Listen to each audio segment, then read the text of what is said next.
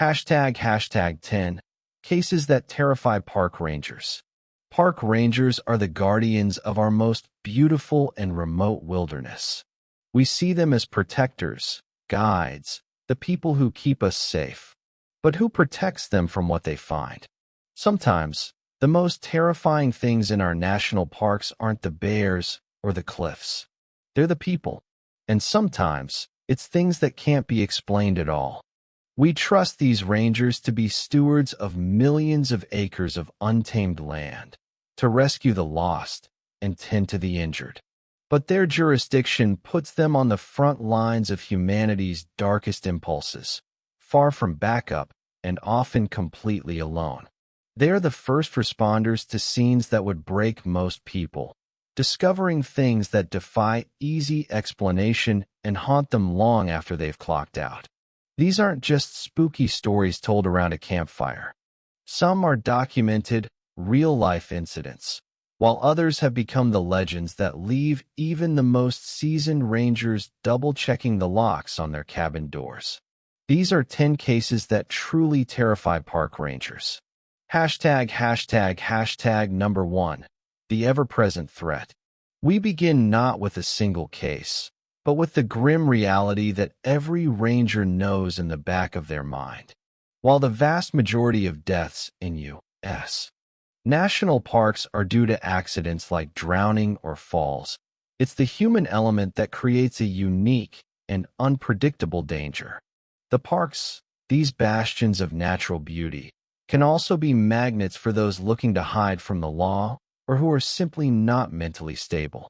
Experienced rangers report a chilling consistency in their encounters with violent transients, fugitives, and individuals having a psychotic break. One veteran ranger, with decades of service, described it as a job of extremes. Most days are quiet, filled with routine patrols and friendly chats with tourists. But on any given day, that tranquility can be shattered. He recounted witnessing violence happening upon agitated individuals and dealing with people so detached from reality their behavior is dangerously unpredictable. This isn't a daily occurrence, but it's an accepted, ever-present risk of the job. Imagine being deep in a forest, miles from the nearest road, and stumbling upon someone who clearly does not want to be found. A ranger from a national forest in the Pacific Northwest tells of a time he was surveying a remote site when the hair on the back of his neck stood up. He heard someone approaching. He turned a corner and was confronted by a shirtless man, swinging a crowbar in circles, who began screaming, "I've got a crowbar! I've got a crowbar!" The ranger, on pure instinct, just nodded, muttered something like, "Nice crowbar," and then ran for a mile back to his truck, the man's wild yells echoing behind him. These encounters aren't just legends. Some stories circulating among rangers are so disturbing they sound like they're straight out of a horror movie. In one unverified but terrifying account, a ranger was called to a summer camp being held within a park. A man had been reported looking into a cabin full of children. The ranger arrived and detained the man, who turned out to be a registered offender. When the ranger, sickened by the implication, asked what he was doing, the man supposedly looked at him with cold, dead eyes and said in a monotone voice, "I was able to smell them. They're ready to breed." True or not, that one sentence, delivered with no emotion, illustrates the kind of predator rangers fear might be using the park as a hunting ground. Hashtag number 2. The abandoned campsite. Patrolling the backcountry is often a peaceful, solitary task. Rangers look for signs of illegal fires, off-trail damage, or hikers in distress. But sometimes, a routine patrol turns into something deeply unsettling. In 2013, a ranger in the Great Smoky Mountains National Park was making his rounds when he came across an abandoned campsite. This wasn't just a site where someone had packed up and forgotten a piece of gear. This was a scene of chaos. The campsite was trashed. A tent was partially collapsed and ripped, A sleeping bag was tattered and soaked, and beer bottles were scattered everywhere. It looked like a party had gone horribly wrong, or maybe that the occupants had left in a great hurry. While illegal drinking sites aren't uncommon, this place had a different, more sinister atmosphere. Rangers are trained to read the signs left in the wilderness, and the signs here told a story of desperation or violence. What makes a discovery like this so terrifying for a ranger is the unknown. Did a bear attack? Was there a fight? Did the campers just get drunk and stumble off into the woods? Or were they running from something? An abandoned campsite in the middle of nowhere is a question with no easy answer. As one ranger from another park noted, when they find a site in such a state, their first assumption is that something has gone terribly wrong. This immediately triggers a search and rescue response, pulling valuable resources and putting responders at risk as they venture into the wilderness, unsure of what or who they might find. In a similar story that circulates among law enforcement, rangers searching for missing teens allegedly came across a series of disturbing artifacts deep in the woods, far from any trail. They found sticks carved into spears stuck in the ground, strange symbols carved into trees, and most chillingly, a child's stuffed animal hanging from a noose. Everything was freshly carved. This wasn't an old prank, it was recent. The discovery transformed their search mission into a slow, tense patrol where every shadow could hold a threat. It's one thing to search for lost hikers. It's another entirely to realize you might be walking into someone's territory marked with such malevolent signs. Number 3, the crying in the woods. There are some sounds that are universally distressing, and a person crying is one of them. For a Texas park ranger with over a decade of experience, that sound became the source of a recurring, unexplained dread. This next story is one of those that lives in the space between documented fact and campfire legend, but it highlights a deep-seated fear. On multiple occasions, he and other rangers reported hearing distinct crying coming from deep within the park's woods. The first time it happened, instinct took over. A ranger hears crying. They assume someone is hurt or lost, and they begin a search. He followed the sound, pushing through underbrush, calling out, but it was maddeningly elusive. It seemed to come from everywhere and nowhere at once. He'd walk in one direction, and the sound would seem to move, always just out of reach. He spent hours searching, but never found the source. No lost child, no injured hiker. No one. As night fell, the sound would eventually fade, leaving an unsettling silence and 1,000 unanswered questions. This wasn't a one-time thing. It happened again. Another ranger, on a different day, called in the same report, crying in the woods. This time, the first ranger advised him on the radio, describing his own fruitless search. Together, they tried to triangulate the sound, but it remained a phantom. The sheer persistence of the phenomenon began to weigh heavily on the staff. It was so unnerving that the lead ranger decided to call the local sheriff's office, not to report a crime, but to ask if a deputy could simply watch over the area overnight. He needed to know if he was going crazy. The call from the sheriff's office supposedly came around midnight. The deputy on watch had heard it too. He followed the crying, just as the rangers had. But this time, the search ended. The deputy found a body hanging from a tree. It was a teenage girl. The discovery was shocking, but it also brought a horrifying clarity. Yet, a deeply disturbing question lingered. The first ranger was certain that on the night he had searched, there was no sound when he finally left. And the body was found months after the first reports. Was it possible the park was holding onto the memory of a tragedy?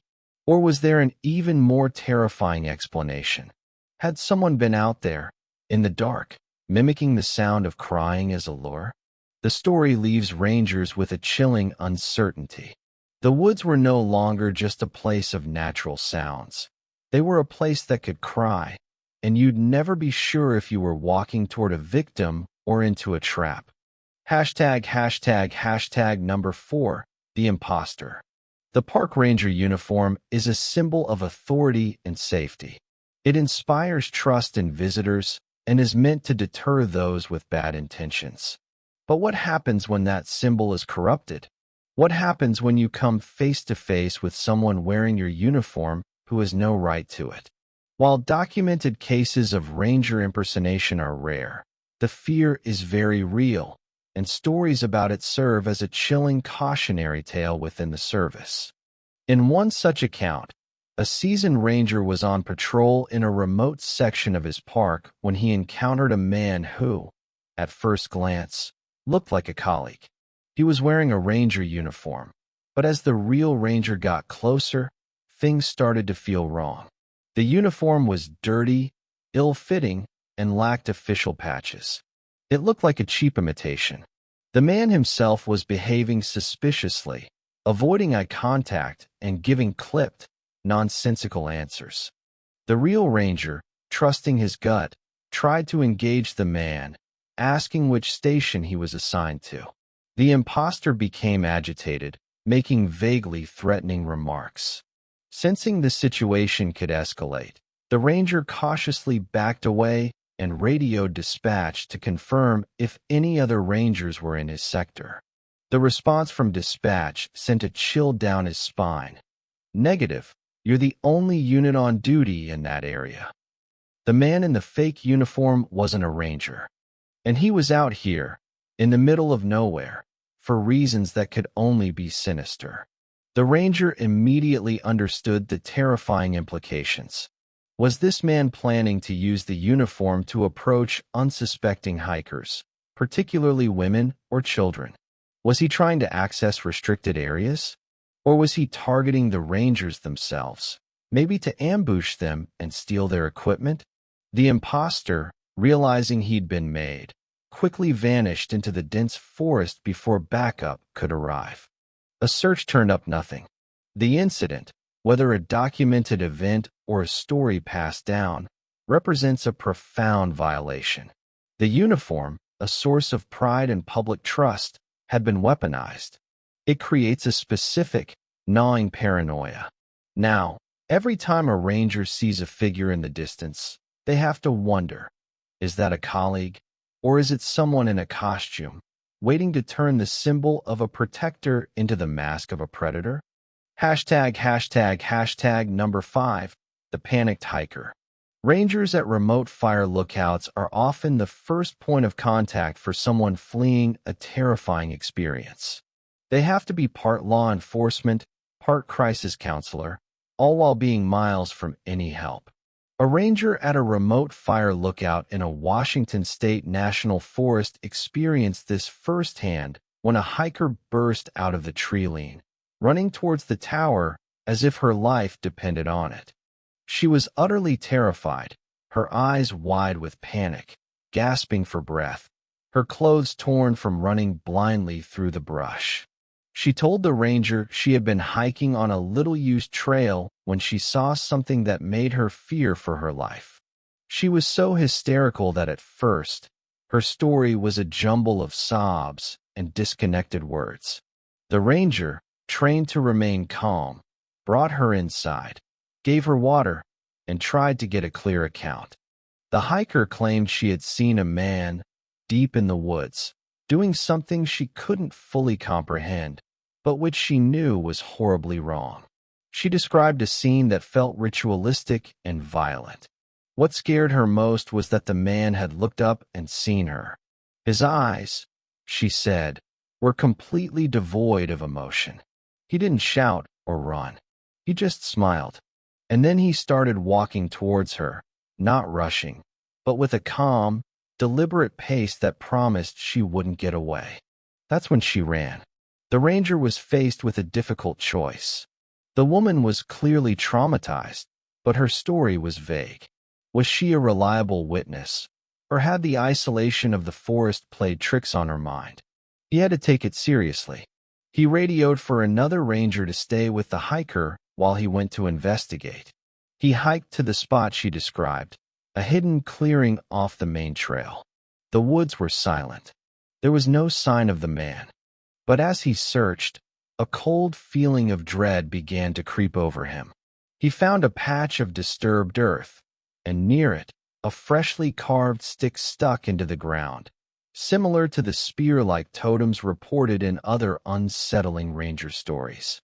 There was no body, no definitive evidence, but the place felt wrong. The hiker's terror had been real, and now the ranger could feel it too.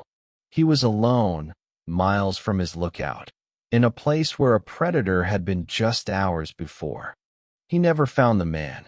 The encounter left a permanent scar, a stark reminder that sometimes all a ranger has to go on is the sheer, unadulterated terror in a stranger's eyes. Number 6. The Angel's Landing Recovery. Zion National Park's Angel's Landing Trail is one of the most famous and dangerous hikes in the world.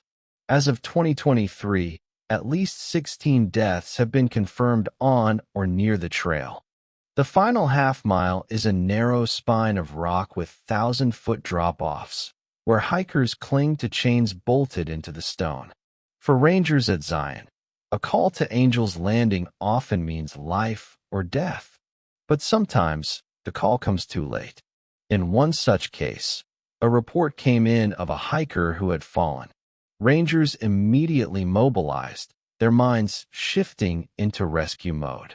But as they arrived and got the details, that hope evaporated. The hiker had been on the trail alone.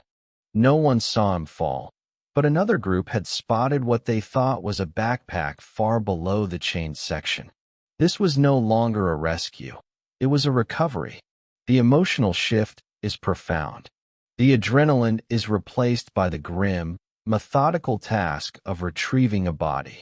They have to manage the scene, keep other hikers away, and coordinate with the coroner.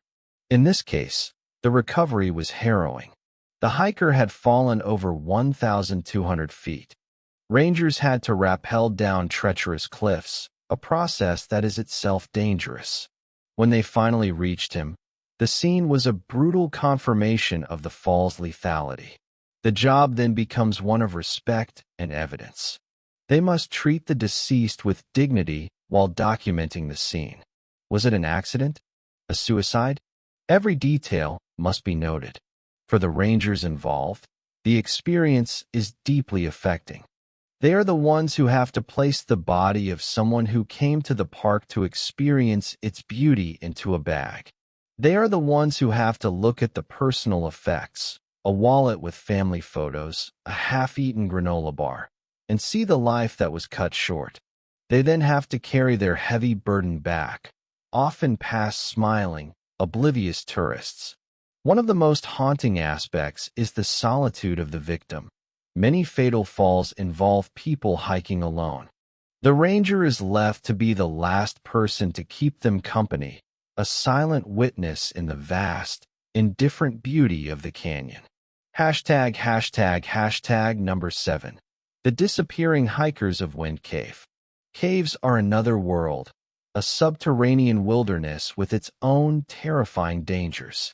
Search and rescue operations take on a new dimension of difficulty and dread.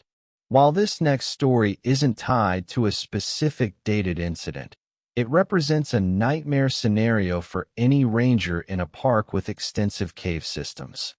A frantic 911 call comes into dispatch. 2 hikers have disappeared inside a cave. According to their friend who stayed outside, the 2 had decided to explore a narrow, unmapped tunnel branching off a known passage. These areas are often restricted precisely because of the risk of getting lost in a maze of dead-end tunnels. One hiker entered the narrow passage, and a few moments later, the second followed. Then, silence. They never came back. The ranger who takes the call understands the gravity of the situation.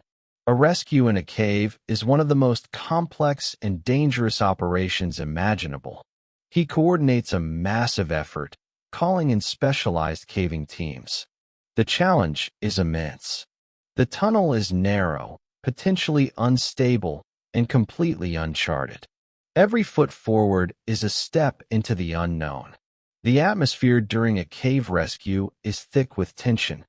There's claustrophobia, oppressive darkness that swallows headlamp beams, and a chilling silence broken only by dripping water and strained breathing.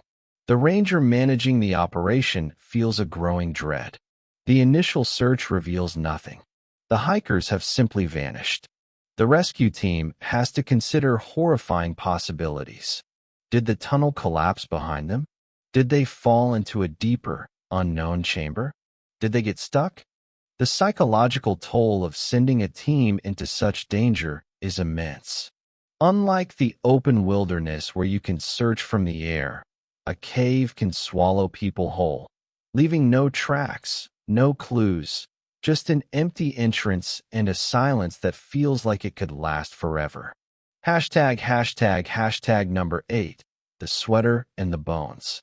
One of the most chilling duties a park ranger can face is discovering human remains.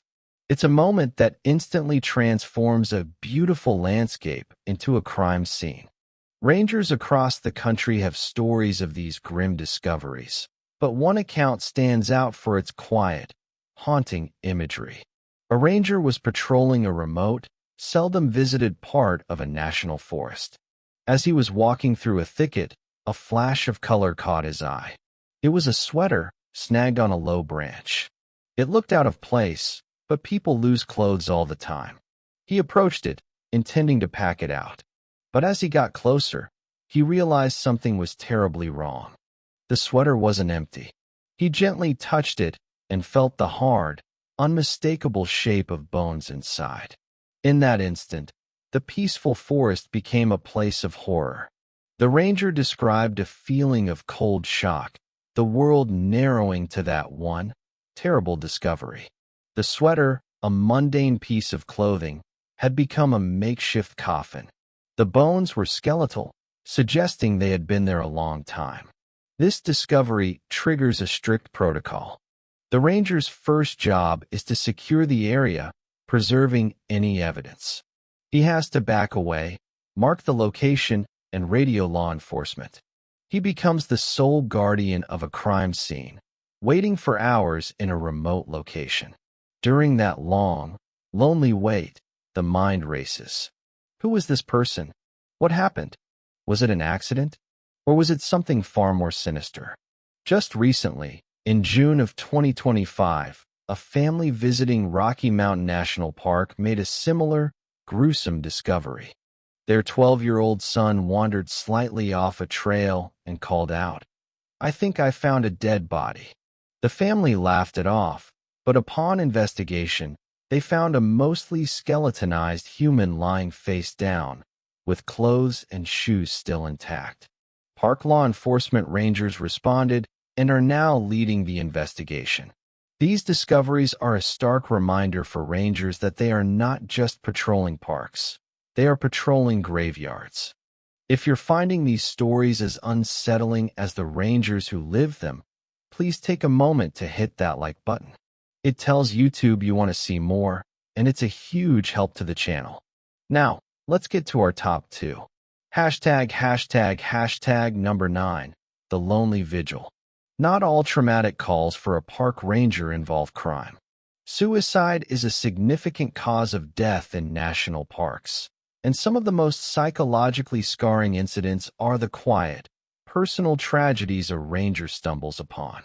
For one seasonal ranger, a routine morning drive turned into an experience that would haunt him for the rest of his life.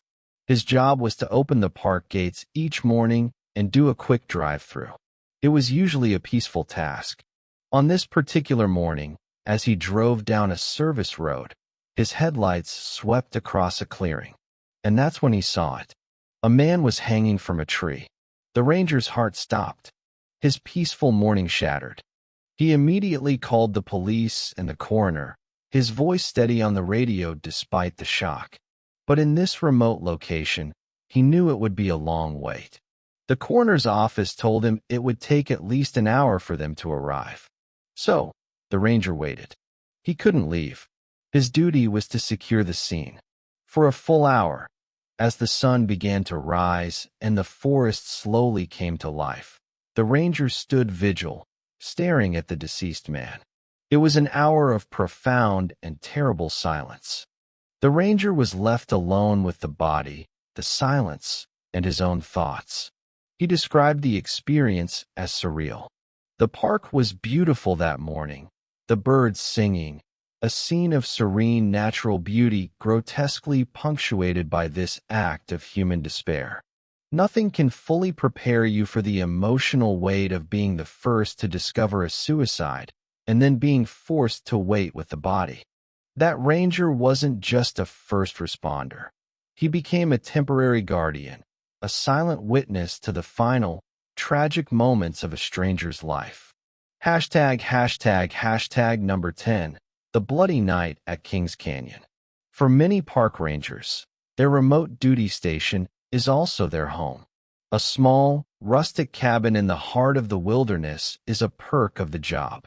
But this final story, though its specific details are unverified in public reports, represents the ultimate violation of a ranger's world, when the violence comes knocking at their front door. A ranger in Kings Canyon National Park was asleep in his cabin, deep in the park, when he was jolted awake by frantic, distressed voices just outside. When he opened the door, he was confronted with a scene of pure horror. Two young women were on his porch.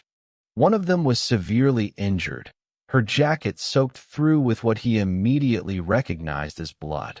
She was in shock, barely able to stand, while her friend tried desperately to support her. The ranger's training kicked in instantly. He pulled them inside, his mind racing. This wasn't a fall or an animal attack. This was a violent assault. He provided immediate, life-saving first aid, trying to control the bleeding while radioing for emergency services.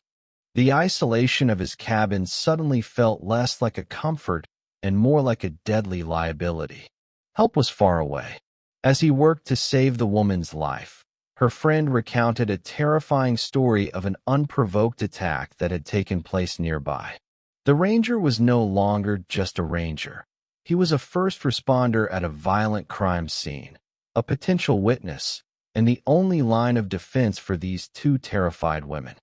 This story sits at the top of our list because it shatters the illusion of the ranger station as a safe haven. The danger wasn't in a remote corner of the park. It was literally at his doorstep. The ranger's quick thinking and medical aid were critical, but the incident, whether factual or a dramatized account, illustrates a ranger's worst nightmare. It's a visceral reminder that their duty to protect the public can, at any moment, require them to face down the absolute worst of humanity, with no warning and no backup, using their own home as a makeshift emergency room. The wilderness is predictable, people are not. And that is what truly terrifies the guardians of our national parks. From violent fugitives to the silent, haunting discoveries of human tragedy, the lives of park rangers are a constant balance between breathtaking beauty and gut-wrenching horror. They are the guardians of places we go to escape the dangers of the world. Yet they are the ones who must confront those very dangers in their most raw and isolated forms. The next time you see a park ranger on a trail, remember that they are not just there to point you to the nearest waterfall. They are standing watch on a frontier, not just between civilization and wilderness, but between peace and violence, safety and the terrifying unknown.